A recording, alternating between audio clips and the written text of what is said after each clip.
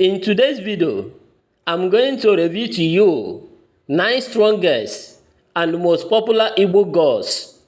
There are more than 100 gods, both small and big, in Igbo culture. But for civilization, most people do not know anything about them. Personally, I think colonialism and the entrance of Christianity is to be blamed because they made us forget our roots as Africans. However, that is a narrative I believe we must work hard to change. Here I present to you the 9 strongest and most popular Igbo gods, Alụsị and deities. Here we go. Ogbu na Abani, literally meaning the one that kills at night. He is known as the dead deity. His victims are said to be criminals and those who have committed abomination in the land, and he is known to kill violently. Idemmili, the goddess of the ocean and the sea. It is believed to have found the Idemmili community in Anambra State. Each shrine can be found in that community and is the one of the oldest shrine in Igboland. It is a secret shrine and the worshipper of pythons, Eke, goes on there. Hence, the killing of python in that area is forbidden. Njokoji, this is the guardian deity of yam in Igboland. Yes, yam. In many parts of Igboland, rituals were made in honor of the goddess of the yam, also known as Ifejioko. She is prayed to for productivity during the farming season. Children who were dedicated to this goddess were called Njoko or Wanjoko, and were expected to be prosperous in life. Anyanwụ, this is the goddess of the sun, as is done in almost ancient regions and traditions. There is always deity in respect of the sun. It's referred to as the goddess that promotes productivity, hard work, and the overall positive well-being of the people. The Igbos hold this deity in the high esteem. That is why a lot of households take the name to be their surname, Anyanwụ.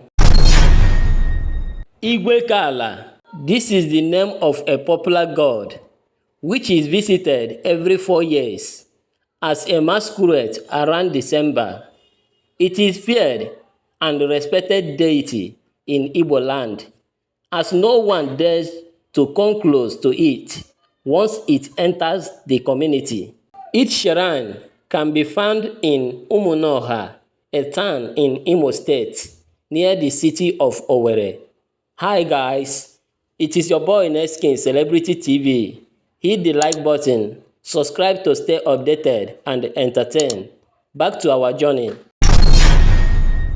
Agwụ Nsi, this is the god of health and divination. This god is one of the basic theological concepts used in explaining good and bad, health and sickness, poverty and wealth in Igboland. Belief in the deity was widespread, with most villagers having some Agwụ priests or chief priests, who also double as physicians in the land. Ikenga, literally meaning the place of strength. Ikenga is the god of strength and war. It is honored deity and is one of the most powerful and respected gods in Igboland. The Ikenga can be given as a title to a man of good reputation, wealth, and integrity.